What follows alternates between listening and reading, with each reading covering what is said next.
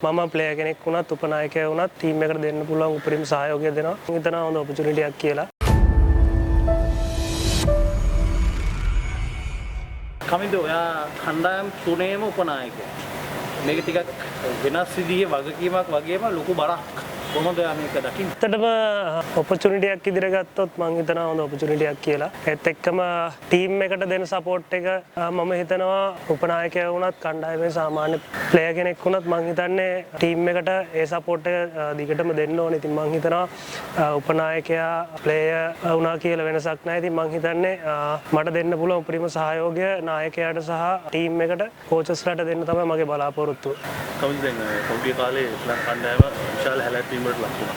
දැන් අලුත් සංචාරය අලුත් තත්ත්වයක් උදා වෙලා තියෙනවා. කොහොමද මේකට සූදානම් වෙලා තියෙන්නේ? ඔබ දැන් අලුත් අනුතරක් හම්බෙලා තියෙනවා. ඔව් ඇත්තටම ටීම් එකක් ඉදිරියට ගත්තොත් අපි හිතනවා හොඳ මානසික මට්ටමක අපේ ටීම් එකම ප්ලේයර්ස්ලා සහ අපේ සපෝට් ස්ටාෆ් එකේ ඉන්නවා. ඉතින් මම හිතනවා අලුත් මුණුවරක් එක්ක මම හිතනවා අපි ටීම් එක මේ සංචාරය හොඳට කරයි කියලා. ඉතින් අපි ටීම් එකක් විදියට දිගටම බලාපොරොත්තු වෙන්නේ මේ සංචාරය විතරක් නෙමෙයි ඉදිරි වර්ල්ඩ් කප් එක 2027 වර්ල්ඩ් කප් එක සඳහා අපේ උපරිම සහයෝගය දීලා අපේ උපරිම එෆර්ට් එක දීලා ඉතින් මම හිතන්නේ ඒ එෆර්ට් එකත් එක්ක අපි ටුවර් එකෙන් ටුවර් එක ස්ටෙප් එකෙන් ස්ටෙප් එක අපි අපේ ටාගට් එකට යන්න තමයි අපි ප්ලෑන් කරන් ඉන්නේ. කමිටුව කොදෙව් තනතිරු පිළිබඳව මොකද ඔබේ අදහස ඇති? ඔව් ඇත්තටම කොදෙව් තනතිරු ගත්තා මම හිතන්නේ මම එකපාරක් නැත්තම් දෙවරක් කොදෙව් සංචාරය සඳහා සහභාගී වෙලා තියෙනවා. ඉතින් මම හිතන්නේ මේ අපේ ටීම් එකේ තව ප්ලේයර්ස්ලා ඉන්නවා එක්ස්පීරියන්ස් තියෙන. අපි හිතනවා ඒ එක්ස්පීරියන්ස් යූස් කරගෙන හොඳ තරඟාවලියක් ආරම්භලා අවසන් කරන්න. කමිටුව දැන් සාමාන්‍යයෙන් ඔයා ටෙස්ට් වල ක්‍රීඩා කරා නමුත් එක්දිනසා T20 සමහර වෙලාවට වාට එළියට යන්න සිදු වෙනවා. නමුත් දැන් වාට දීලා තියෙන වගකීමත් එක්ක ස්ථානීය ස්ථාවර වෙලා තිබෙනවා. කොහොමද මේක ප්‍රයෝජනට ගන්නට බලාපොරොත්තු වෙන්නේ? ඔව් ඇත්තටම කලින් කිව්වා වගේම ප්ලේයර් කෙනෙක් වුණත් උපනායකයා වුණත් මම හිතන්නේ ටීම් එකට දෙන්න පුළුවන් උපරිම දේ තමයි දෙන එක තමයි ප්ලේයර් කෙනෙක්ගේ වගකීම. ඉතින් මම හිතනවා ඒක උපනායකයා කියන එකෙන් මම බලාපොරොත්තු වෙන්නේ නැහැ. ඒක නිතරම මගේ පර්ෆෝමන්ස් එක්ක ඒක සම්බන්ධ කරගන්න. ඉතින් මම හිතනවා මම ප්ලේයර් කෙනෙක් වුණත් උපනායකයා වුණත් මම ටීම් එකට දෙන්න පුළුවන් උපරිම සහයෝගය දෙනවා. උපරිම 100% මම දීලා මම ටීම් එක දිනවන්න තමයි මගේ බලාපොරොත්තුව.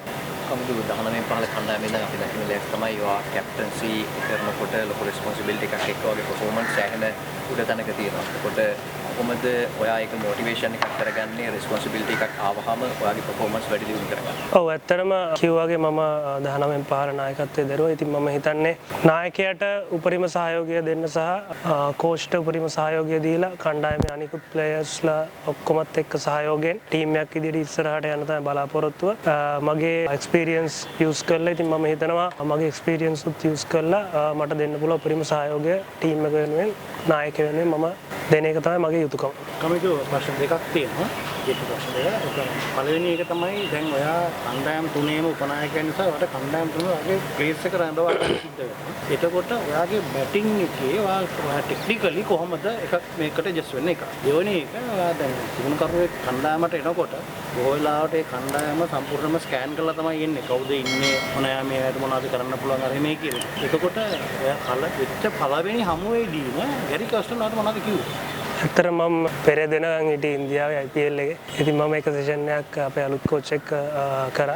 ඇත්තටම මම හිතන විදිහට ගොඩක් හොඳ කෝච් කෙනෙක්. ඉස්සරහට අපි වැඩ කරලා බලමු. ඉතින් මම හිතනවා මට හම්බුණු පළවෙනි සෙෂන් එකේ ගොඩක් දේවල් අපි කතා කරා. මම බැටිං සෙෂන් එකක් කරා. ඉතින් පැය එකමාරක දෙක විතර. ඉතින් මම හිතනවා ඒ සෙෂන් එකත් එක්ක හොඳට ගියා කියලා. ඉතින් අපි ඉදිරියේදී බලමු කොහොමද කෝචස්ලත් එක්ක කතා කරලා ප්ලේයර්ස්ලා මැනේජ් කරගෙන මේ ගමන ඉස්සරහට යන්නේ. ඒත් එක්කම බැටිං ටෙක්නික් කොහොමද වෙනන්නේ? ඔය ඇඩ්ජස්ට් කරගන්නේ මේ ෆෝමැට්ස් තුනේ?